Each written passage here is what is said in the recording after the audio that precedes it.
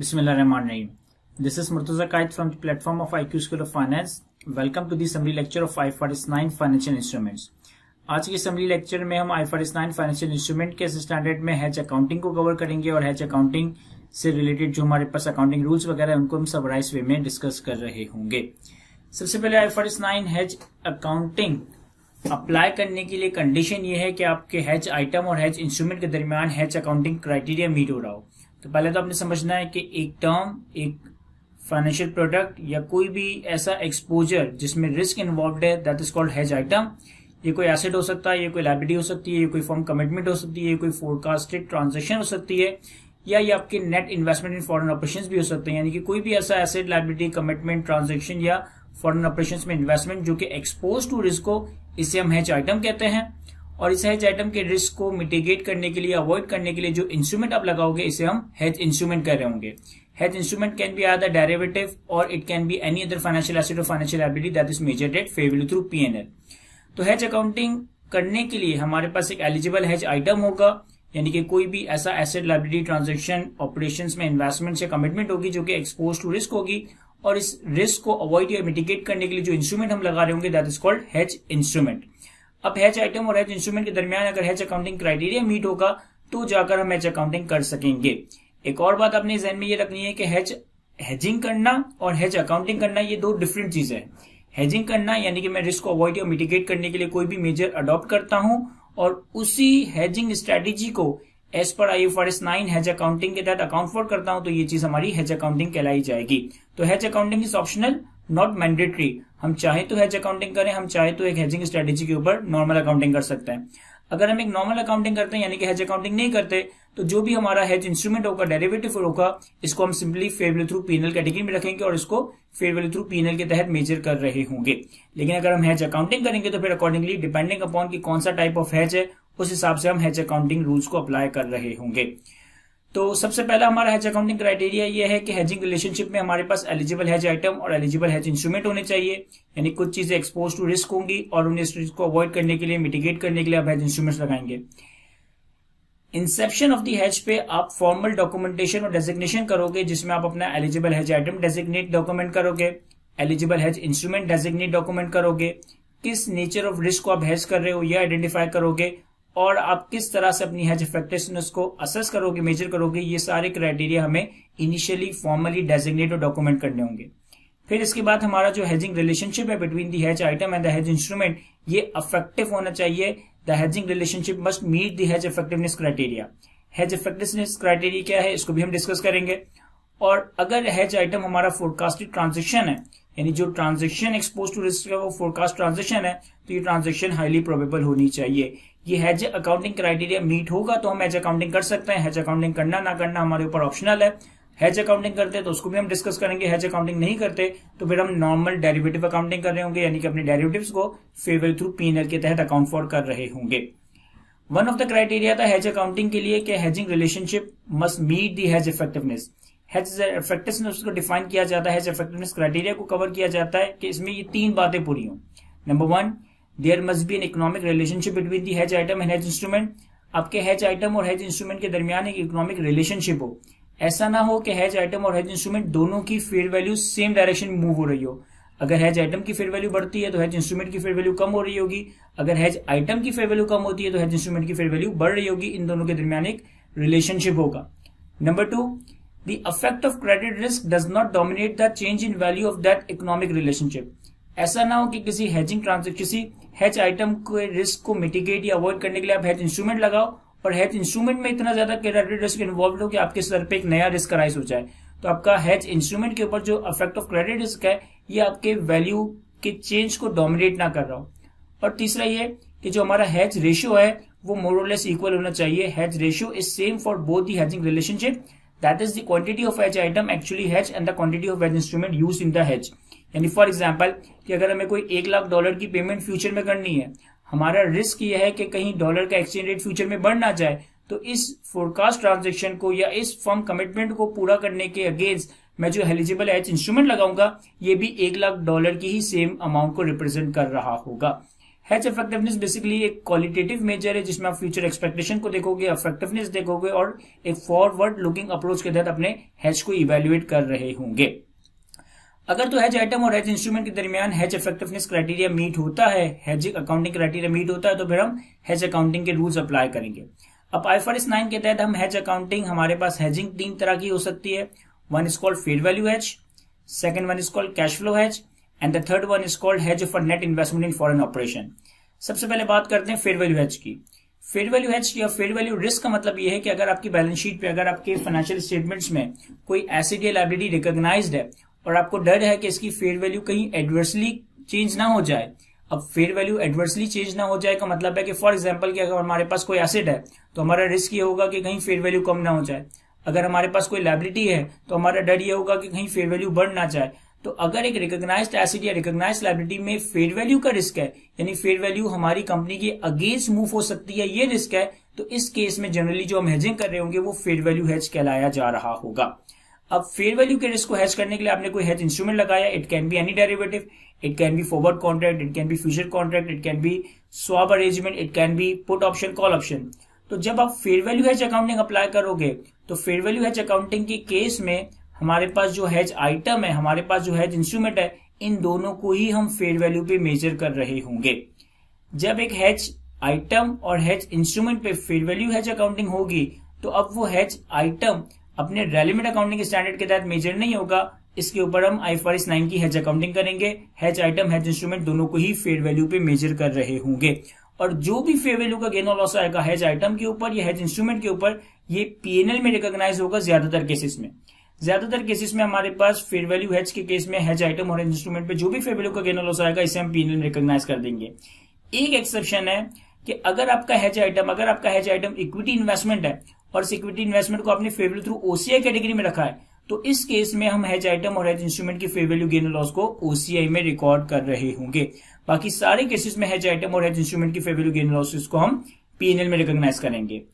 जैसे कि मैंने कहा कि अगर एक hedge item fair value hedge designate हो जाता है तो फिर उस पर रेलेवेंट अकाउंटिंग स्टैंडर्ड की अकाउंटिंग अप्लाई नहीं होगी बल्कि IFRS 9 की हेज अकाउंटिंग अप्लाई होगी।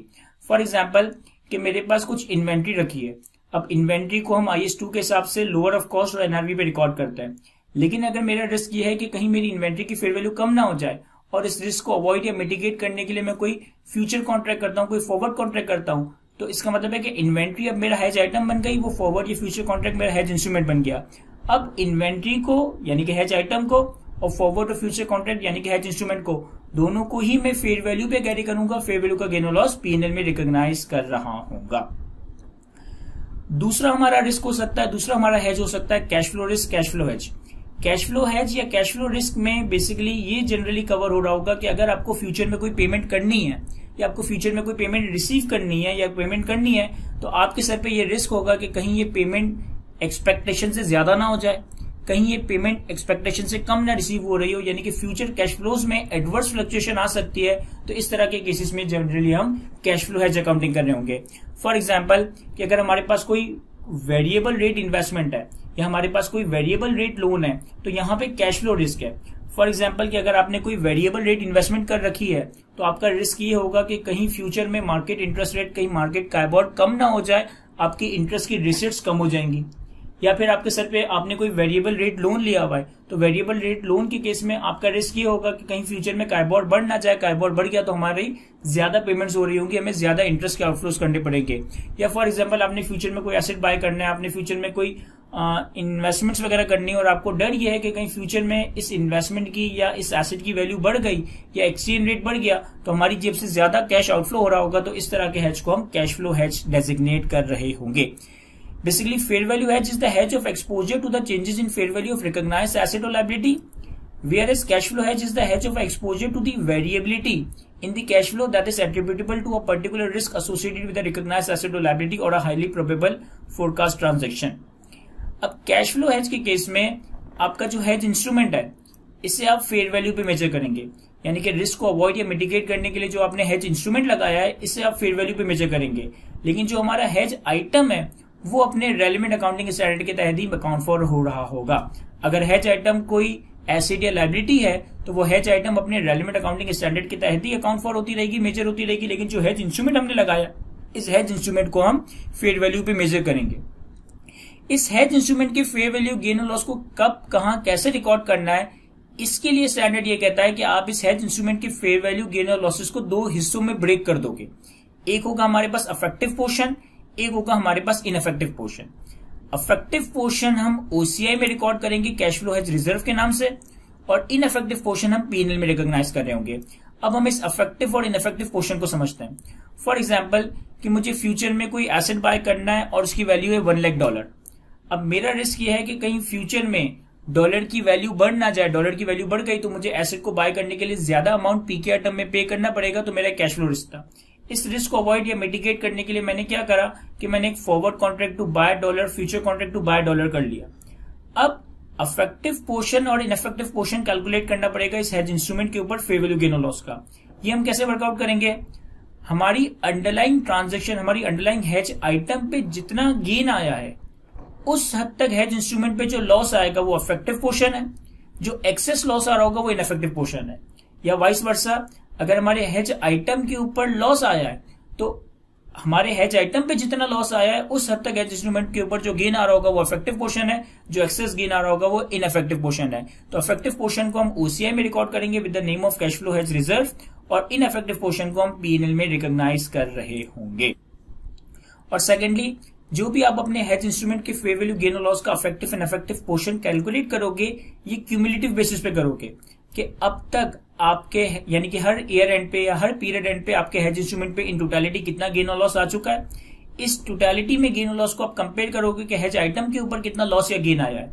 हेज इंस्ट्रूमेंट पे आने वाला गेन और loss in totality hedge instrument के लॉस और गेन को जिस हद तक ऑफसेट कर रहा है वो हमारा अफेक्टिव पोर्शन है, जो कि OCI cash flow hedge reserve में रिकॉर्ड होगा, और जो एक्सेस लॉस या गेन आ रहा होगा हेज इंस्ट्रूमेंट के ऊपर ये हमारा इनअफेक्टिव पोर्शन है, जो कि पीएनएल में रिकॉग्नाइज हो रहा होगा।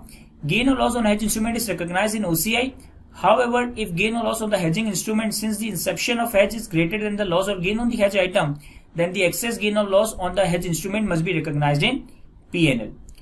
अब आपने एक hedge item के ऊपर कैश फ्लो hedge रिस्क या कैश फ्लो रिस्क असेस किया, cash flow hedge accounting start की, और आपने cash flow hedge reserve create कर दिया hedge इंस्ट्रूमेंट के अगेंस्ट। सब्सिक्वेंटली जब आपकी hedge ट्रांजेक्शन, जब आपका hedge ट्रांजेक्शन आपके पीएनएल को हिट करेगा, उस वक्त आप अपना सारा कैश फ्लो हेज रिजर्व भी पीएनएल में रिसाइकल कर दोगे।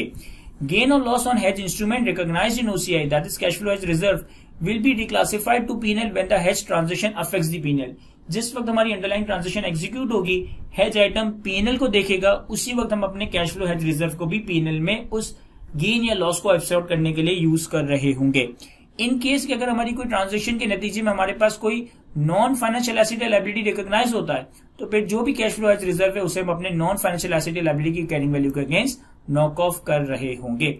इसके अलावा स्टैंडर्ड कुछ और बातें करता है कि अगर आपका हेज अकाउंटिंग क्राइटेरिया सीज हो जाए तो जितना भी आपने कैश फ्लो हेज रिजर्व बनाया हुआ है इससे आप पीएनएल में रिसाइकल कर देंगे।